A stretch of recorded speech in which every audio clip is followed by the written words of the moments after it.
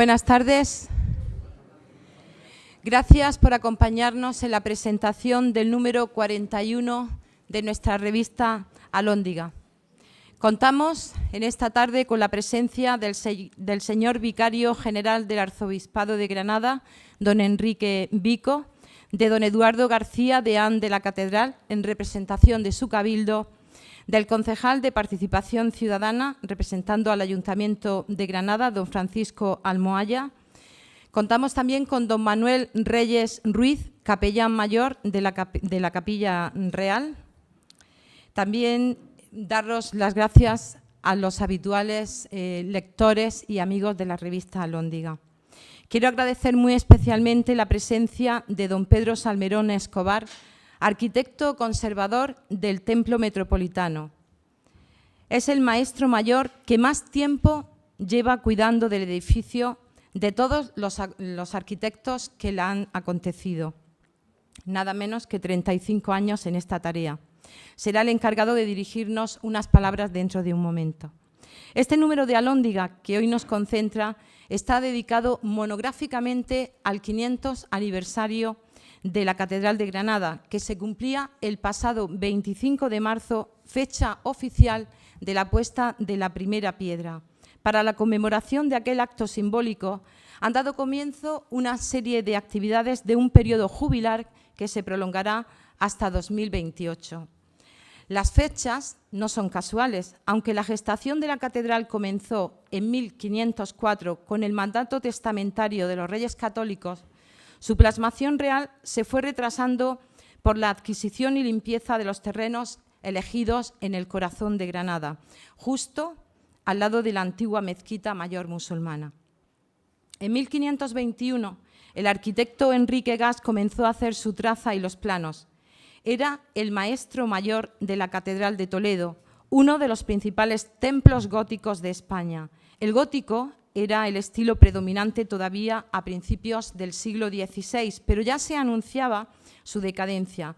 No obstante, hizo la traza para una catedral gótica, exactamente con las mismas proporciones de la Catedral de Toledo. En 1521 y 1523 se avanzó solamente la apertura de las inmensas zanjas de la girola y parte lateral de la calle de la Cárcel, hasta que en marzo de 1523 fue puesta la primera piedra de la cimentación, con la intención de hacer quizás la última catedral gótica de España. No obstante, en 1528 corrían vientos de nueva arquitectura. Se llamaba renacentista o a lo romano, porque era la que habían aprendido y traían en sus carpetas una nueva generación de jóvenes arquitectos españoles que regresaban de formarse en la Italia renacentista. La primera arquitectura renacentista empezaba a arraigar en Granada, de la mano del joven Diego de Siloé, concretamente con el monasterio de San Jerónimo. El arzobispo Pedro Ramiro de Alba, prior jerónimo que había dado empleo a Diego de Siloé en su monasterio, convenció al cabildo catedralicio que había que cambiar al nuevo estilo arquitectónico imperante en Roma. A su vez, fue necesario convencer también al emperador Carlos V, por ser esta catedral una obra de patronazgo real. Aquel cambio de planes y de planos ocurrió en 1528, fecha en verdad considerada como inicio de construcción de esta catedral renacentista. De paso, el rey decidió convertirla en panteón regio de su dinastía, los Austrias. Desde Alhóndiga decidimos sumarnos hace ya más de un año, a nuestra manera y con nuestros medios y posibilidades, al extenso periodo de año jubilar catedralicio que se extiende entre 2023 y 2028. El ejemplar que hoy presentamos es una síntesis poliédrica de diversos aspectos de gestación, diseño, construcción y día a día de un edificio vivo no acabado. Una serie de especialistas escriben, comentan y nos enseñan aspectos conocidos y no tan conocidos de sus respectivas especialidades. Tiempo habrá en futuros años de acometer nuevos artículos que por la escasez de espacio han quedado fuera, pero no olvidados. Con el eximio Alonso Cano, la revista Alhóndiga incorpora a partir de este número una galería de personajes muy significativos de Granada, que lleva por título Los fieles de Alhóndiga. Con esta nueva sesión recuperamos el arte de la caricatura en la prensa escrita de la mano del pintor granadino Luis Ruiz. Son muchos y no voy a mencionarles a todos los colaboradores que ya los tienen a su disposición en las páginas de Alhóndiga, pero sería una ingratitud por mi parte no mostrar mi profundo agradecimiento a todos ellos por haber hecho posible el número 41 de Alhóndiga y por estar presente, por supuesto, también en este acto. También al Consejo de Redacción de la revista. Respondieron gustosos a aportar artículos, fotografías e ilustraciones para hacer lo más interesante posible la lectura de estas páginas y, sobre todo, han sabido amoldar sus profundas investigaciones a artículos divulgativos de gran calidad, como podrán comprobar cuando los lean, para que puedan llegar a la variopinta y ávida colección de lectores que nos buscan en los puntos de venta. He dejado para casi el último lugar el nombre de don Eduardo García López. Es el deán de la Catedral de Granada, el primus inter pares del Cabildo Catedralicio. Su constante ayuda, apoyo y desvelo en este número de Alhóndiga hubiese sido imposible de sacar adelante.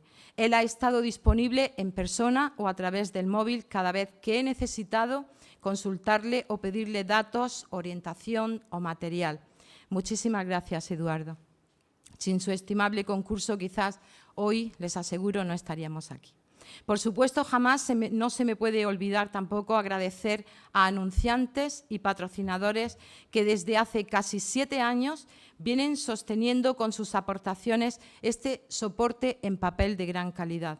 Muchísimas gracias, porque tal cual está el mercado de la cultura en papel, sin vosotros, Alhóndiga, no sería posible. Y sin más preámbulos, paso la palabra al deán don Eduardo García como anfitrión de esta casa y cabeza del Cabildo de la Catedral. Bien, muchas gracias, Ana, por tus palabras y sobre todo por todo tu trabajo. La verdad es que este tiempo me ha ayudado a comprender también lo difícil, ¿verdad?, que es sacar un número de una revista, ¿no? Y todo el trabajo que hay detrás de eso, ¿no? Tan solo unas palabras, pues, de bienvenida en nombre del Cabildo. Yo creo que todos los que estamos aquí, pues, tenemos un recuerdo vinculado del corazón, de nuestro corazón, con la catedral, ¿verdad? Y yo puedo decir que personalmente también, ¿no?, desde siempre, ¿no?, desde que era pequeño, pues la catedral ha sido ese lugar especial. Pero también tengo que reconocer que en estos últimos años, desde que estoy, pues, en el Cabildo, cómo ha ido creciendo ese amor, ¿no?, y esa vinculación con la catedral que, por así decirlo, se hace querer. De todos los que colaboran en la catedral, naturalmente, en la revista y que han escrito, yo soy el que menos sé, ¿no?, porque esa es una de las cosas que se desprende, ¿no?, de leer los artículos y acercarse, ¿no?, y es, pues, el cariño y el amor con que tantas personas que han colaborado y otras muchas, por supuesto, que están por colaborar, tenéis o tienen con la catedral, ¿no?, nuestra catedral. Y qué bien que tengamos ahora este espacio de tiempo amplio, también debido a este cambio que acabamos de tener de cabeza, de pastores en nuestra iglesia, esa transición va a acompañar este tiempo que queremos prolongar, como ha explicado Ana, hasta el año 2028, ¿no? Porque mirad, yo tengo una impresión también, no sé si compartí, veía entre los títulos de los artículos que componen la revista, está ese que dice la montaña pétrea menguante, ¿no?, o algo así, ¿verdad? Dice, ¿no?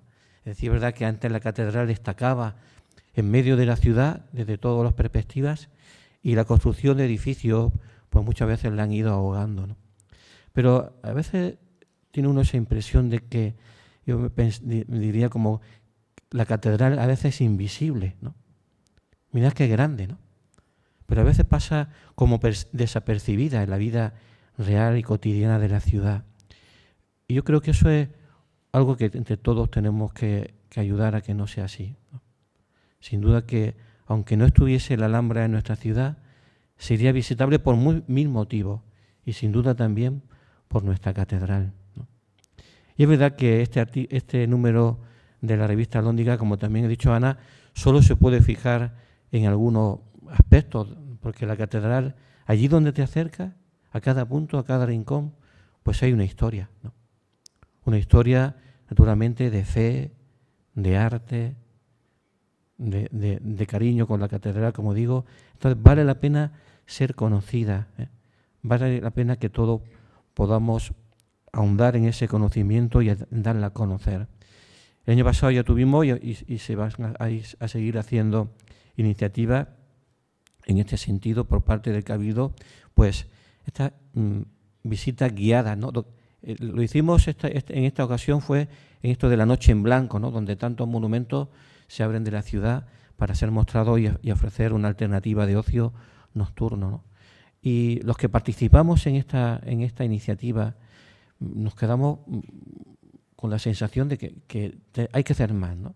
Porque cuánta gente, y yo creo que de esto es una muestra a todos los que estáis aquí, pues muestran su deseo de conocer, de profundizar en lo que significa nuestra catedral, en nuestra historia y en nuestra ciudad. Sin duda que las ciudades crecen, se multiplican los ciudadanos y las instituciones, y sin duda que en su día es verdad que la centralidad de la catedral sería mayor, ¿no?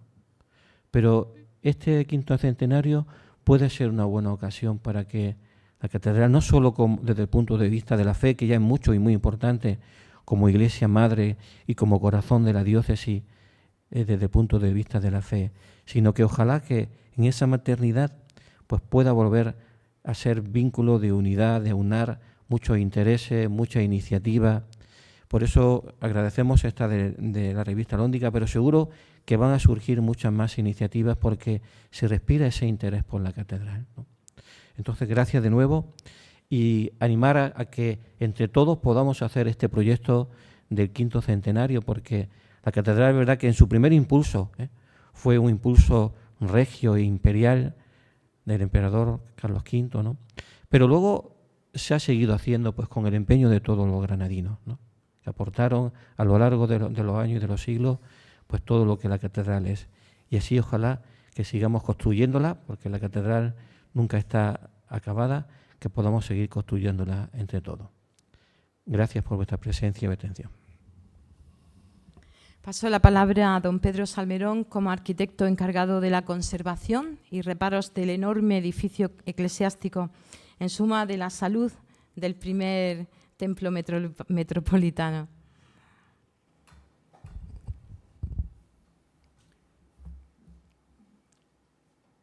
Gracias, Ana. Gracias a la revista Alhóndiga, no sé cómo se coge. ¿El sonido bien?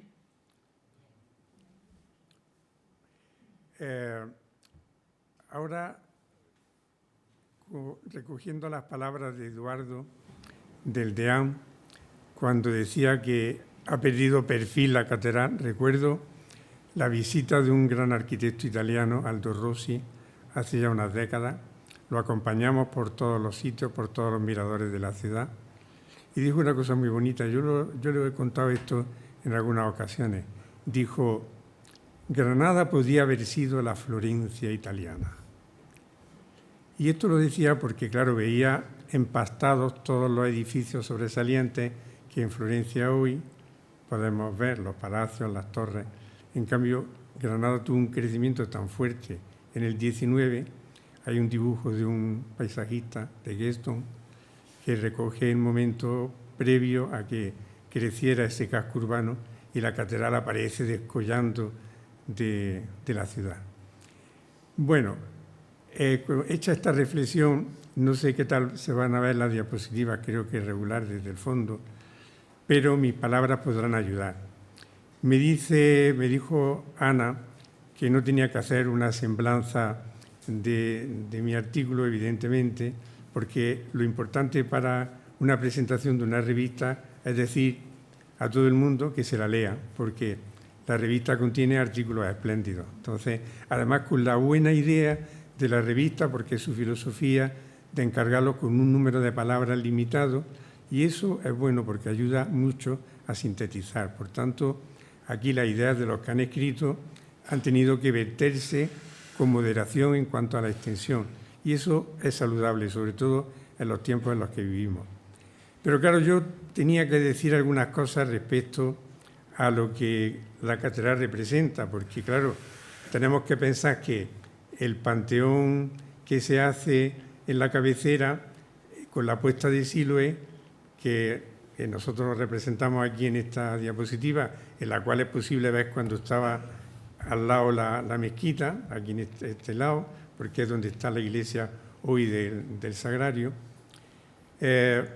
Con esto quiero decir que tenemos que pensar que la Catedral de Granada es una apuesta relevante, ya lo decía Ana al principio, de ese cambio que hay del proyecto de una catedral gótica de Egas a una catedral al romano, una catedral renacentista, donde las naves 2 y 4 se estrellan, por así decirlo, contra unos grandes estribos, y de esa manera lo que se hace es revalorizar un gran centro, y hay artículos en la revista, unos cuantos, que inciden en el valor de ese centro. Por eso es traer aquí brevemente, brevísimamente, una reflexión sobre eso.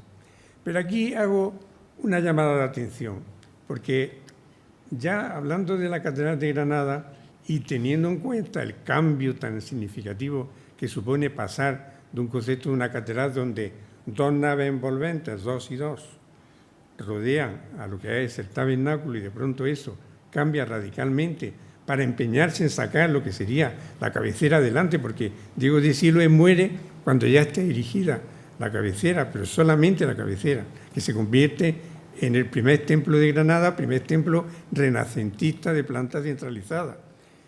Esto lo tiene que defender, atención, el arquitecto con una maqueta. Una maqueta, sí, una maqueta. Y una maqueta, una gran maqueta de la que desgraciadamente no existe el ejemplar original, pero yo traigo una maqueta de la Basílica de San Pedro del Vaticano, de San Galo, en una exposición maravillosa que hubo hace unos años en el Palacio Grassi de Venecia. Y claro, ahí el ejemplo de los italianos, que conservan muchas más maquetas que nosotros. Y las maquetas siempre son como prototipo, una especie de manera de comunicar cómo son los edificios, hoy mismo las maquetas tanto físicas como virtuales. Pero además aquellas maquetas enormes, grandiosas, porque eran a una gran escala, se elevaban en una especie de caballetes, y aquí vemos a un espectador, que sería, en este caso, el propio emperador, mirando en una perspectiva forzada, incluso colándose por debajo de la maqueta. Esto lo quiero decir porque aquí represento esta maqueta virtual ya hecha por nosotros, en línea, y aquí un personaje que está mirando por abajo. Atención, porque esa es la manera de comunicar estos cambios.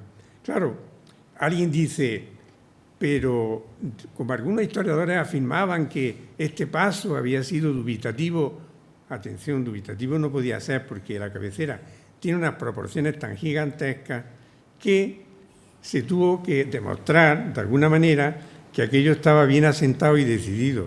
Cuando en el año 92 se hace una gran intervención de recuperación arquitectónica en la Catedral de Granada, gracias al quinto centenario del descubrimiento de América, nosotros apostamos por una cosa que era importante, que era hacer una excavación arqueológica, atención, en el centro de la Catedral de Granada.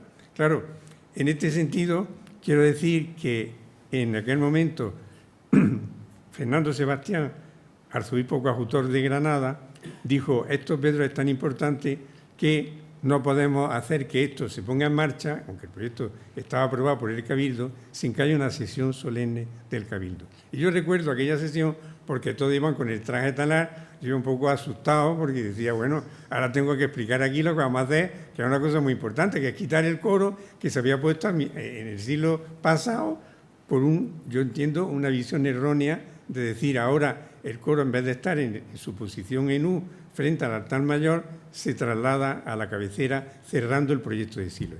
Entonces, claro, eso nos permitió, como ese proyecto se aprobó, el Cabildo dijo que sí, y tiramos para adelante, al día siguiente ya estábamos trabajando, pues una de las cosas que teníamos, atención, era una excavación arqueológica en el propio centro de la catedral. Ahí en la revista figura una de estas fotos.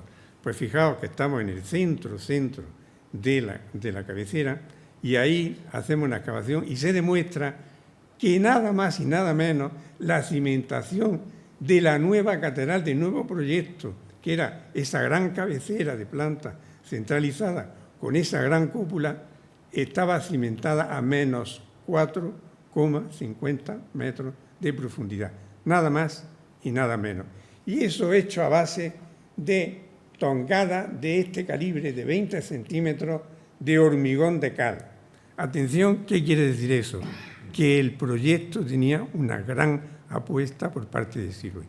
Conociendo como conocían los arquitectos del pasado los sismos en Granada, esa gran apuesta permite que luego tengamos esta magnífica cabecera con este espléndido espacio de más de 20 metros de diámetro que recuerda al Panteón y a toda una serie de circunstancias de conexión arquitectónica con el pasado clásico, que no es cuestión de explicar hoy porque no se trata de eso. Hoy me dijo Ana, vamos a contar también en esta presentación un poco cuál es el contexto de la Catedral de Granada en el futuro. Esta es la transformación que se opera entre la transparencia que se consigue quitando, aunque fue erróneo, esa decisión, entiendo yo, respecto al común de las catedrales españolas. Se quitó el coro que estaba enfrente del altar, con lo cual las naves se hacen diáfanas. Granada es una experiencia. En ese aspecto la ventaja que tiene es que Granada, desde el punto de vista arquitectónico y de filosofía del espacio, es un lugar excepcional y se une, a la excepción de una transparencia en todos los sentidos en las naves, se une esta planta ya abierta en sus perforaciones hacia el deambulacro. Pero claro, la intención de esta presentación no era hablar de cuestiones concomitantes tanto a mi artículo como a otros que hay en la revista, y para eso está la revista y para eso está el gran libro de Eyal Rosenthal sobre la catedral, al cual se refiere el propio Ignacio Henares en un artículo de la revista. Pues aquí vamos a decir algunas de las cosas que hemos hecho, algunas de las cosas en este periodo tan largo. Y luego, si puedo, me referiré a lo que ha dicho Ana del maestro mayor de la Catedral de Granada. En los trabajos uno de los trabajos más singulares, y que lo traigo aquí, es el ángel que hay en la fachada de la catedral, en el estribo, que llamamos nosotros el estribo del ángel. Y que fijaos que es una compensación maravillosa del gran arquitecto Alonso Cano, porque aquí se van enchufando unos grandes arquitectos para culminar este proyecto en los inicios del siglo XVIII. Y entonces esta contraposición con este elemento delicado y que se lanza hacia el espacio, pues explica muy bien cuál era esa visión de escultórica casi retablística del propio Alonso Cano. Pero la cuestión que traigo aquí es solamente unos flashes, porque estamos hablando de una mirada muy rápida. Fijaos cómo estaba la base del ángel, fijaos cómo estaba, que tuvimos que desmontarle las alas de bronce, que además tenían unas perforaciones que seguramente fueron disparos de la guerra civil y que yo dije que eso había que mantenerlo como una reliquia, como una cosa más de la historia de la catedral. Y aquí veis cómo ya se está montando otra vez la escultura después de haber unido todos los fragmentos en los que estaba compuesta hasta verla protagonizar el espacio, digamos, el remate de esta maravillosa catedral. Lo mismo que hicimos eso también un poco más tarde, y gracias en este caso al Ministerio de Fomento, se hizo una intervención que empujó el Cabildo Catedralicio con el encargo del proyecto y la financiación a cargo de la obra, a cargo de Fomento. Y entonces así estaba la Capilla Mayor. Fijaos que los cuadros de Cano ya no estaban allí, porque los cuadros de Cano con buen criterio se habían bajado para su restauración. Se habían bajado y restaurado, que en un momento determinado estuvieron expuestos abajo. Fue maravilloso porque vimos a este genio de la pintura y de la arquitectura, que era Alonso Cano, cómo había pintado los cuadros previendo dónde iban a estar, con esa visión tipo Caravaggio, ¿no?, donde la perspectiva está presente, la visión de la imagen que va creando, para verla desde una gran distancia y desde abajo. Claro, los cuadros estaban deformados y los veía como ahora podemos ver esa pared. Un momento mágico, un momento mágico que lo traigo porque estamos hablando aquí de pequeñas instantáneas, era el momento en el que descubrimos, detrás de una pintura blanca, descubrimos que había un techo de estrellas. Porque claro, al fin y al cabo, la representación de esa gran cúpula era la representación del firmamento. Es decir, en la arquitectura renacentista, que hay un debate muy interesante sobre esa dualidad que representa la unión con Dios y con la naturaleza al mismo tiempo, pues en este caso se certifica a través de un cielo estrellado, que ahora ya forma parte de la visión de la Capilla Mayor, pero que antes no estaba, no sabíamos qué había debajo porque debido también al deterioro se había pintado. Siempre es bueno que en las intervenciones en monumentos, a veces cuando haya una cosa se pinte encima porque luego la pintura se puede quitar y se puede restaurar lo que hay debajo.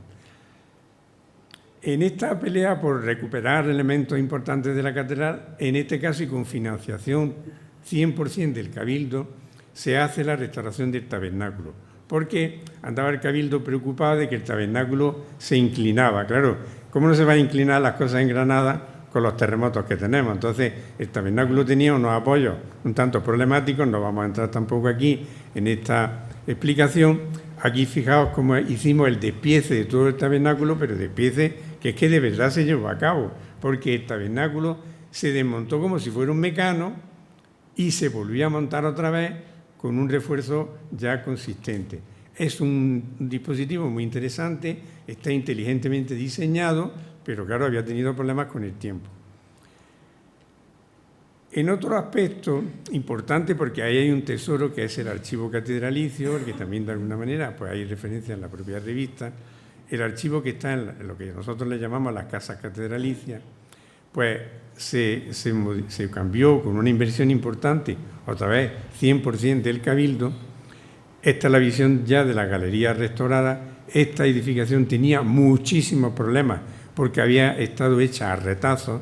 Nos costó la intervención lo más grande en sufrimiento para poder sacar tanto al arquitecto colaborador conmigo, Diego Garzón, como a mí mismo y a todo el equipo de la obra, y luego con Antonio Muñoz Osorio como supervisor por parte del Cabildo, para que se hiciera la intervención lo más fiel posible al inmueble, pues hicimos una recuperación que ahí está, que un día pueden visitar, y hoy, gracias a esta intervención, la catedral dispone de un archivo en unas condiciones que no tienen nada que ver con las que tenía en épocas precedentes. Y atención, porque el tema de los archivos es algo fundamental en todas las instituciones públicas. Es decir, aquella institución pública que pierda el control de sus archivos, que deje sus archivos olvidados, está haciendo peligrar la memoria de un lugar, la memoria de un espacio o la memoria de una propia institución. Al mismo tiempo que estamos contando algunas cosas de las que hemos hecho, porque lógicamente aquí no se trata de hacer todo el inventario de los trabajos que se han realizado, también traigo algo que nos conmocionó, nunca mejor dicho, que nos movió, como yo puedo estar moviendo esta mesa. Yo esta mesa ahora la estoy empujando así, de forma horizontal, que es lo que hace un terremoto, aunque también existe este movimiento. Bueno, entre un movimiento combinado horizontal o vertical, e incluso una versión de esos terremotos que se le llama pulso, pues hay un problema, y es que la serie sísmica de Granada de 2021 tuvo unos componentes bastante negativos para la arquitectura antigua en la ciudad y en la, vamos a decir, comarca urbana de Granada. Véase, por ejemplo, los desperfectos, en la cercana Santa Fe. A la catedral, ¿qué le tocó? A la catedral le tocó que sus elementos, con una conservación ya un poco deficiente de sus elementos pétreos, le tocó en un aspecto singular, que son los pináculos. Los pináculos es muy importante conservarlos porque son una especie de amplificación de la escala de los edificios. Le hemos luchado con los pináculos tanto en la catedral y sobre todo en la Capilla Real. Está aquí Manuel Reyes, que ha sido paciente para recuperar crestería y pináculos, porque esa otra escala, esa escala más etérea que define las cresterías escaladas o los pináculos, son una parte, una seña de identidad. No cabe duda que son un peligro. ¿Por qué son un peligro? Porque en sitios sísmicos el movimiento que hace se llama efecto látigo. Yo lo estoy haciendo así, ustedes lo perciben perfectamente, intuitivamente. Ese efecto hace que esos elementos sobresalientes tengan una pulsión extra. ¿Qué es lo que ocurrió? Pues que un elemento de Plaza de las Pasiegas, una pieza, cayó en la Plaza de las Pasiegas. Aquí cada vez que hay una caída de un fragmento en el perímetro de la catedral, hay una llamada que es la del DEAN y me dice: Pedro, se ha caído una cosa en tal sitio, en tal, han recogido en la tienda de enfrente. Cuelgo el teléfono y a continuación lo cojo y digo, bueno, le pregunto al DEAN en curso en ese momento, le pregunto, ¿cuál es la empresa que designa? Porque eso lo tiene que designar el DEAN. Pues la empresa es fulanita. Pues entonces me dirijo a la empresa fulanita y le digo, tenemos este problema, tenemos que arrimar los medios necesarios. Entonces, poco tiempo después, pero estamos hablando muchas veces de ahora, estamos con una máquina revisando los elementos en peligro. Y en este caso, ¿sabéis cuánto duró la revisión? 6 meses. Es decir, desde el momento en el que se pone en marcha la alarma por la caída de un fragmento, de un pináculo, hacia Plaza de las Pasiegas, hacemos una revisión tal de todo el perímetro que dura exactamente eso. Este es el pináculo del cual crea un fragmento, lo hemos señalado ahí. Está el fragmento ahí puesto, como veis. Aquí estamos subidos en una cesta para ver desde cerca cada problema y hacer un diagnóstico más tanto a pie de obra, que es que en este caso casi lo podemos tocar con la mano. Eso también nos da mucha confianza porque podemos ver los problemas y ver el grado de problemática que hay. Y aquí hacemos una ficha, esto es una forma de trabajo. La sistemática que empleamos es una especie de registro. Trabajamos muchas veces como un biólogo que está detrás de los cambios que hay en una especie, tanto vegetal como animal. Pues bien, hacemos esta figura donde reflejamos los daños y luego ponemos también las soluciones, y las soluciones muchas veces en este caso son desmontar, a veces no hay otra solución porque desmontar y remontar vale mucho dinero y cada cosa tiene una amplitud. En este caso era asegurar la seguridad en la vía pública. Fijaos de lo que estamos hablando, son muchas veces pináculos que pueden estar entre un peso entre 1 y 2 y pico toneladas. Claro, estamos hablando de elementos cuya masa en oscilación provoca grandes problemas. Es verdad que son los pináculos más grandes los que pesan 2,4 y 2,5 toneladas, pero hay pináculos que son pináculos medios que presentan muchos problemas y no llegan incluso a ese tamaño. ¿Por qué? Este es un tema importante porque afecta a la seguridad de la gente. Tan es así que yo en este caso he traído a los que fotografían, lo he fotografiado yo, porque claro, le hizo muy bien, la curia organizó a través de su gabinete de medios de comunicación, arbitró una visita a la catedral. ¿Para qué? Para que los medios pudieran saber qué medidas estábamos adoptando. Esas medidas de transparencia son muy importantes ante los ciudadanos porque la catedral es un símbolo religioso de primer nivel, pero también a su envergadura física afecta de una manera clara al entorno. Este problema específico que en los sitios donde teníamos más problemas para acceder, empleamos, por ejemplo, en los pináculos que están en la cabecera, empleamos drones, porque teníamos tan poco tiempo y tanta dificultad en estas canales para llegar a cada pináculo concreto que nos pareció mejor utilizar, como veis, en esta fotografía, desde un edificio cercano que nos permitieron el acceso desde la terraza, se dirigió una operación de batida con drones para poder sacar la problemática concreta de cada pináculo del perímetro del envolvente de la cabecera.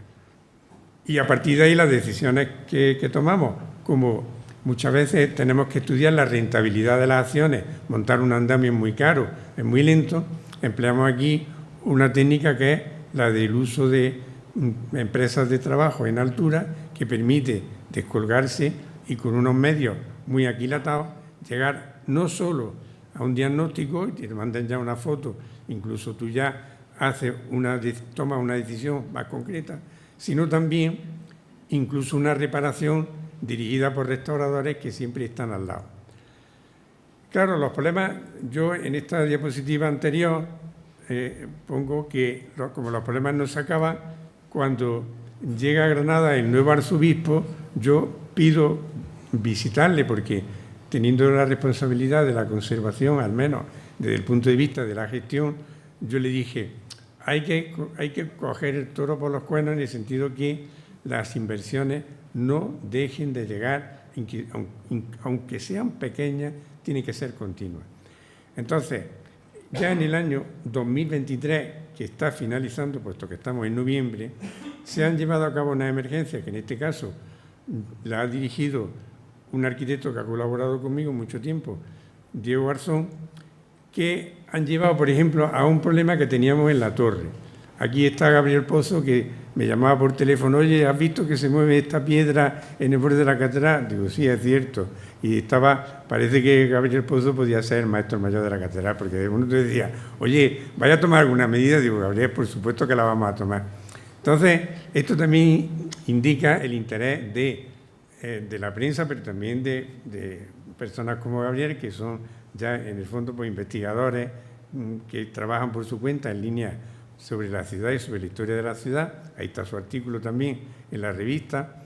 Pues aquí nos encontramos con un problema, y es que en una esquina había un serio desplazamiento ya provocado inicialmente disparado por el sismo de principios del 21, pero que venía arrastrado de fases anteriores, porque hay una grande piedra en la coronación que, claro, en este caso, en esta esquina, pues alcanzó, digamos, una preocupante inestabilidad, hasta el punto que el refuerzo, que lógicamente este refuerzo es temporal, no se ve mucho a distancia, pero este refuerzo es importante, incluso se apoya aquí, en esta parte del arquitrabe, para que no haya un problema de vuelco hacia el exterior. Porque, claro, la conservación interesa en muchos niveles, la conservación en sí es lo importante, pero es que hay otra cosa que se llama la seguridad de las personas. Entonces, en ese aspecto, esa seguridad hay que cubrirla como sea. También, en una de las emergencias que se han emprendido, porque eso provenía de una caída de agua, de una filtración, en la capilla de la Virgen del Pilar, unas bellísimas imágenes en yeso escayola, también ha sido restaurada, en este caso por la empresa de la restauradora Julia Ramos. Hay que decir que, claro, en la restauración lo que sí hay que tener en cuenta es que las intervenciones siempre son equipos multidisciplinares, es decir, no se puede hacer hoy intervención en estos tiempos sin que haya equipos de científicos, de restauradores, de arquitectos y un largo etcétera. Al mismo tiempo también, en lo que se llama el cotarro, en la balconada, había una fisura que venía también acrecentada por el sismo del 21, que también se ha sellado, y con eso se han hecho una serie de cosas a las que se ha acudido en esta misma anualidad. Pero claro, si hablamos de retos, tened en cuenta que la Catedral de Granada, en cuanto a subvenciones externas, no recibe nada prácticamente desde el año 2005, con lo cual estamos hablando de una larga década, más de una década, casi 2 décadas, perdón. Entonces, digamos, las intervenciones están un poco retrasadas en el aspecto de la conservación. Esto no se puede ocultar porque muchas veces son cosas que están a la vista. Ante eso, tenemos previsto una serie de cosas donde queremos que sea el símbolo de este arranque de una etapa que recupere determinadas problemáticas que se presentan en la catedral, que es la restauración de la torre. Para eso hicimos ya hace tiempo un proyecto de restauración largo de confeccionar y que ha tenido una aprobación también lenta y larga, pero está aprobado ya.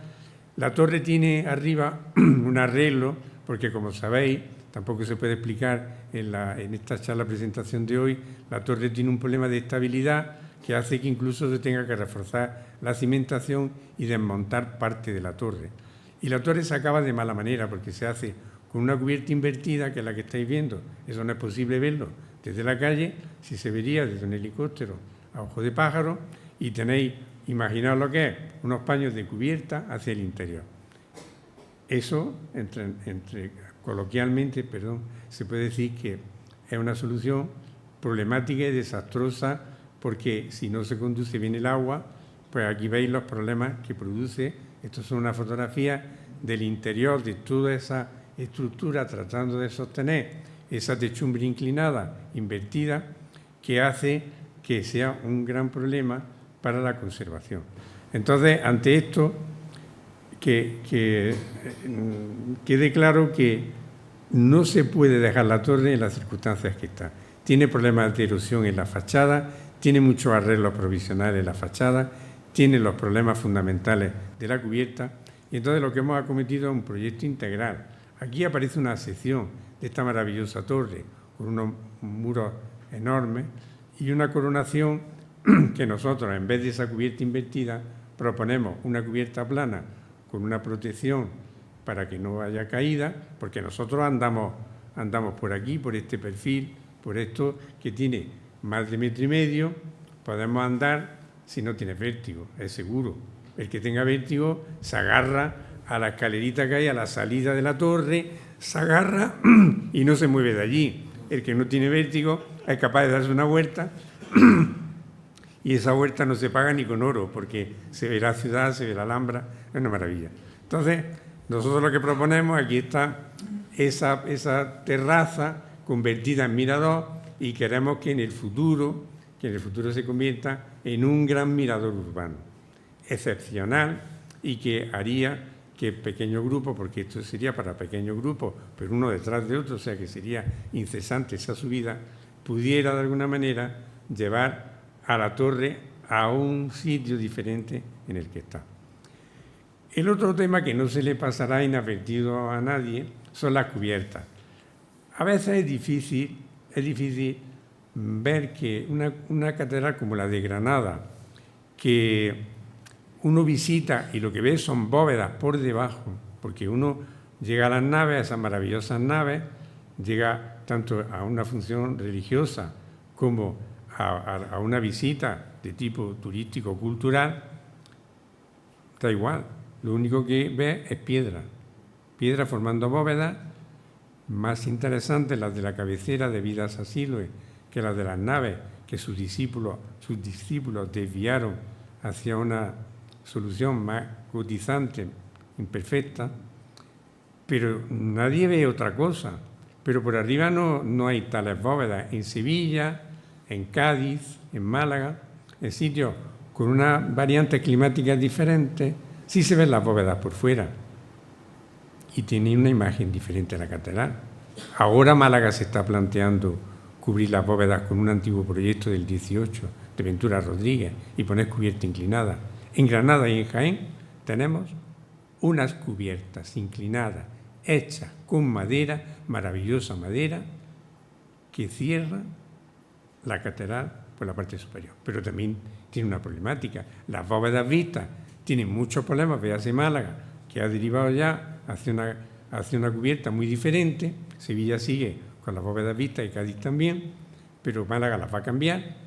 Pero Granada y Jaén tienen que apostar por una cubierta vía Notre Dame. ¿Acordáis que Notre Dame, cómo que está ardiendo una catedral que es de piedra? Señores, como visteis, la catedral estaba ardiendo por las cubiertas. Hay una maravillosa película que refiere, que yo recomiendo a todos que la vean. Incluso, como estaba terminada en plomo en buena parte, el plomo ha dado muchos problemas, porque al incendiarse la catedral, el plomo ha llegado hasta los sitios más inverosímiles en París. Pues nosotros tenemos unas cubiertas de ese tipo. Y traigo esta fotografía que nos sirvió para hacer el levantamiento fotogramétrico. Esto aquí tiramos del Ministerio de Defensa hace cerca de 1989 para hacer el levantamiento, porque hoy el levantamiento se hace con ayuda de fotografía métrica, pero lo traigo aquí porque entonces veréis que las cubiertas existen en la realidad, que esto tiene encima cosas como esta. Esto es en los deterioros, en una intervención que hacemos en 2001. Fijaos que si se abandona también tiene un problema muy serio, porque la madera es susceptible de pudrirse por los hongos, sobre todo en Granada. En Sevilla son los insectos, en Granada son más bien los hongos. Entonces, la catedral, por ejemplo, ya ha hecho parte de esa reforma. En la zona C, cubierta media, pues ya las cubiertas, como veis, están recuperadas, incluso con una pasarela de inspección que en el futuro se podrá convertir cuando se haga, lo que hemos pensado es que cuando se haga la visita a la torre se puede hacer una derivada de visita también muy lenta en grupo y demás a las cubiertas, al interior, porque se puede navegar por el interior de las cubiertas. Eso es, la catedral por encima es como si fuera otra ciudad. ¿Cuáles son las calles de las cubiertas de la Catedral de Granada? Las canales. Ahora muchas veces ya entorpecidas por el avance que ha hecho con el tiempo los paños de teja. Entonces, claro, es prioritario intervenir. Fijaos cómo se ven las bóvedas por debajo. ¿Están las bóvedas? Claro que están las bóvedas. Esta imagen las trae, tenemos todo el maderamen encima que protege a una estructura que tiene bóveda a la vista. ¿Qué parte de las bóvedas? La parte no decorada. Por tanto, esa talla es tan bruto porque no hay tal talla. Es decir, está el recorte hecho de la dovela o de la pieza. Y claro, una cubierta que se hace con teja, etcétera, y que tiene troneras para el acceso y ventilación, tiene también un paisaje. Y ese paisaje, lo vemos aquí, ese paisaje es maravilloso porque intercepta estas vías de paso que son las canales, las calles, tiene estos planos inclinados bellísimos de las tejas. Claro, una vez que están arreglados, pues esta imagen ordenada de esas cubiertas inclinadas en las cuales uno puede penetrar sigilosamente, pues tiene ese gran atractivo. ¿Qué es lo que hemos planteado? Lógicamente una recuperación que va en etapas porque el dinero que se necesita no es de cientos de miles, es de millones de euros. Con el tiempo son millones de euros. Pero hemos establecido ahora mismo esta parte de aquí, del flanco calle Cárcel, está mejor. Aquí se hicieron también en la cabecera, unas recuperaciones en el año 92 y por eso esta prioridad es 4, está más distante. Pero en esta zona, por ejemplo, pegada al Sagrario, esta zona de la catedral tiene que ser revisada urgentemente en lo que se refiere a cubierta. Creo que así, como hemos visto la catedral desde arriba, como si estuviésemos en el avión del Ministerio de Defensa que hace la foto para el levantamiento de las cubiertas, pues ahora lo estamos viendo en línea en esta imagen. El que pueda verlo, que quizás desde lejos no se vea bien. Pero sí verán desde lejos los números 1, 2, 3, 4, que indican los grandes bloques en los cuales pensamos que se puede dividir la intervención, porque siempre pensamos en lo que se llama financiación. Para que pueda hacerse una cosa hay que dividirla en etapas. Y eso lo sabemos los que trabajamos en restauración, porque no hay dinero como para cubrir todos los problemas. Y estoy acabando porque lo último que cito como una gran esperanza para el futuro, que se vio coartada por una serie de circunstancias que serían prolijo detallar aquí. La otra gran apuesta son las vidrieras de la Catedral de Granada, de Juan del Campo y Teodoro de Holanda, porque estamos hablando con el conjunto de Sevilla, de las vidrieras renacentistas más importantes de España, y no sé si hablar de Europa a nivel de vidriera. Entonces, hay una idea de que exista ya una iniciativa que requiera también su financiación. Este es un proyecto lentísimo porque se hace vidriera a vidriera. La calidad de esta vidriera es magnífica, tiene una calidad pictórica distinta de las vidrieras que se hacen con vidrio macizo, componiendo una especie de puzzle. En este caso son vidrieras que se pintan y se hornean y por tanto la pintura queda fijada al horno y la grisalla hace el dibujo, la sombra de la figura. Por tanto, digamos que estas vidrieras tienen una emotividad desde el punto de vista plástico y desde el punto de vista religioso que no tienen igual. Entonces, en ese aspecto hay una gran apuesta, sobre todo pensando en los deterioros que tiene esa vidriera en el presente. Aquí se representa una imagen muy potente de Cristo con la cruz a cuestas, porque hay toda una representación de la pasión que es muy interesante en ese entorno de la vidriera. Eso hace que de alguna manera se cierre de una manera magnífica el colorido de la capilla mayor frente a un blanco de las naves, que ese blanco mucha gente dice es que se pintó por la peste, por no sé qué, para huir de la epidemia. No, hay una pintura de la Catedral de Granada que está hecha ex profeso. Se pinta primero con cal, se da un arrojado de cal fina pero potente, que consolida la piedra y luego ¿sabéis con qué se pinta? Con yeso, porque yeso tiene un color blanco mórbido, no ese blanco tan fuerte de la cal, ese blanco un poco apagado de la Catedral de Granada, que es lo que le da, por contraste con las zonas decoradas, con el oro y con los colores de la vidriera, es lo que le da esa escenografía tan peculiar que la caracteriza como una catedral única. Siento haberme extendido una serie de cosas, pero parece que aquí lo que se pedía era decir qué pasa en la Catedral de Granada, qué esperanzas hay para el futuro, qué cosas hay pensadas, y lo único que pasa es que para hacer esas cosas se necesita financiación, obviamente, y eso es uno de los problemas de este país y en general de toda la cultura occidental respecto a sus monumentos. Muchas gracias.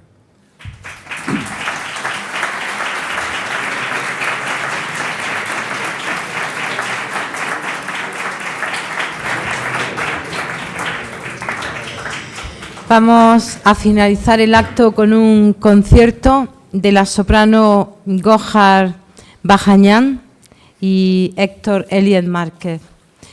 Quería decir que Gohar es salmista de la Catedral de Granada, nació en Ereván, Armenia, donde durante 7 años cursó estudios de violín y piano. Es licenciada en Filologías Hispánica y Rusa por la Universidad Estatal Lingüística de Ereván, de Valery Brusov. Posteriormente ha seguido su formación musical recibiendo clases de canto lírico. Por su parte, Héctor Elías Márquez es catedrático del Real Conservatorio Superior de Victoria Eugenia de Granada, natural también de esta misma ciudad, y además de su actividad como pianista acompañante, es director del coro de la Orquesta Ciudad de Granada y de su joven coro, de Numen Ensemble, de la Escuela Puericantores de la Catedral de Granada y también de Hiperbórea. Como compositor musical de música vocal, ha conseguido varios premios internacionales y ha compuesto 2 óperas. También es titulado en órgano y licenciado en Derecho. A ambos, por supuesto, el agradecimiento de todos los que hacemos Alhóndiga. Muchísimas gracias.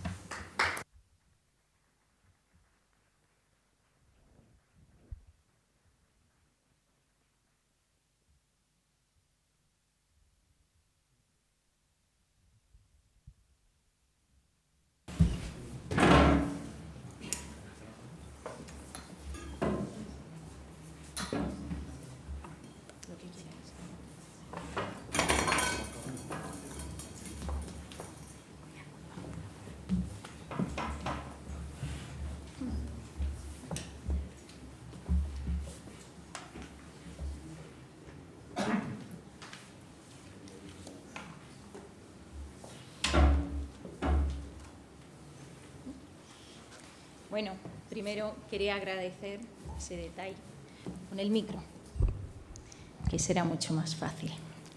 Bueno, quería agradecer a todo el mundo reunido aquí y la confianza, claro, puesta en nosotros con Héctor para ese pequeño concierto.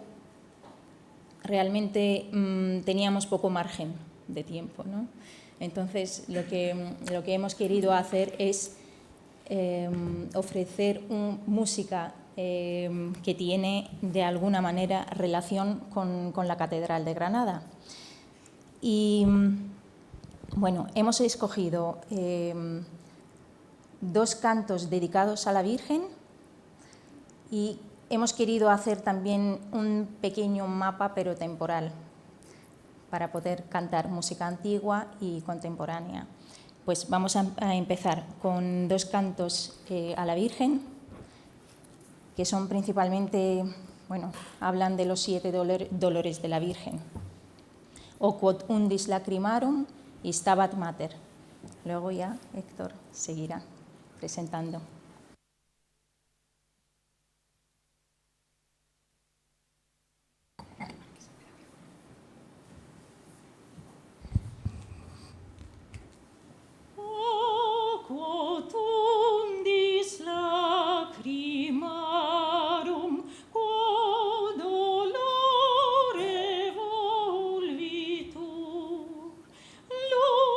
Luctuosa de cruel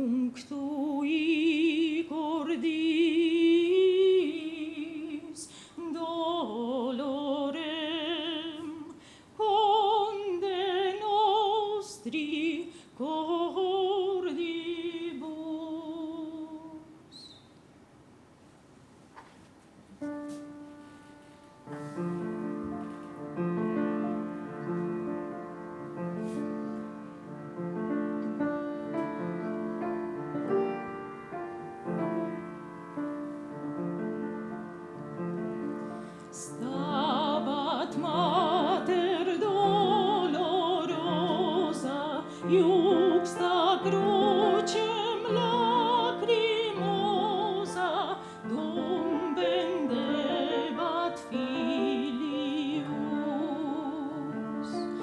qui est homo qui non fleret matrem Christi sivi in tanto supplicio.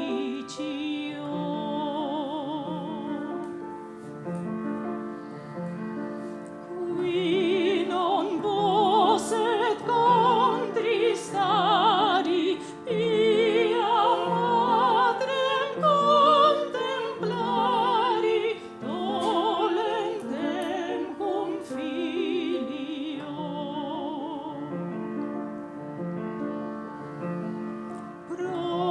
Peccatis suae gentis Iesum vidit in tormentis et flagellis subditum.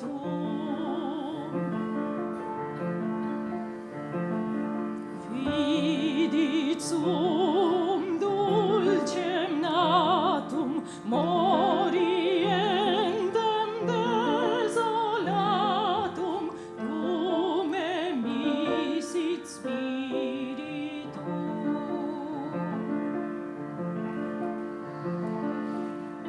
Ea mater fons amoris me sentire in doloris facut tecum luceam.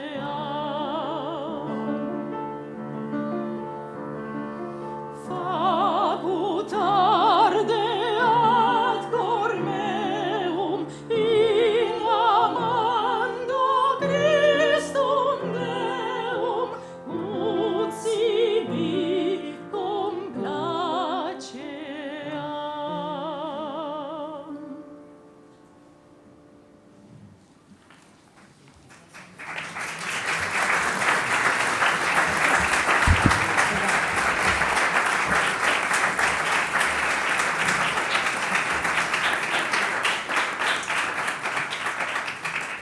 Muchas gracias. Estas dos piezas son anónimas, música antigua que no sabemos quién la ha compuesto, pero sí sabemos que se cantó en la Catedral de Granada. La última de ellas, claro, le hemos hecho una intervención, igual que la intervención arquitectónica.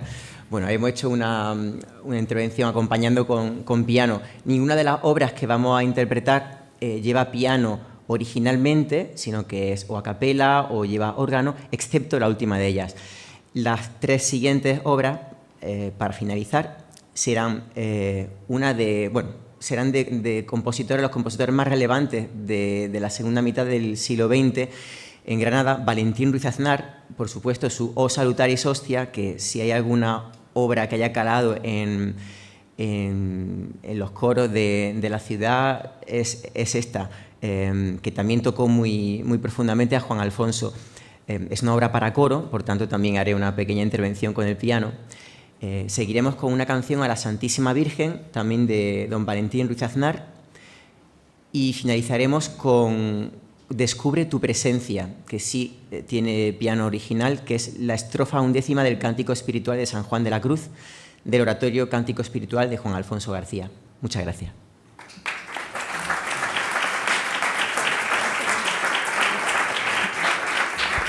Anita, ¿podemos apagar el aire, por favor? Está el aire muy seco. No vamos a pasar frío, ¿no?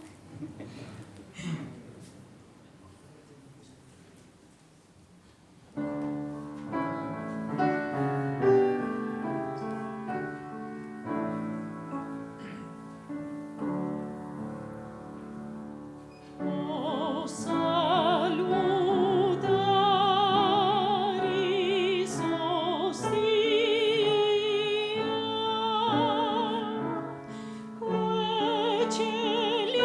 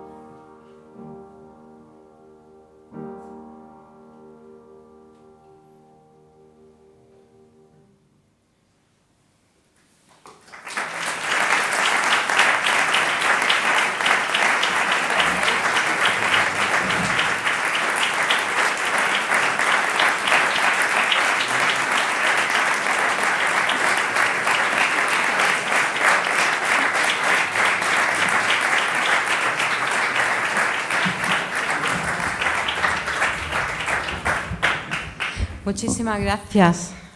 Unos verdaderos artistas en la catedral tienen muchísima suerte con esas grandes voces y la maestría al piano también de Héctor.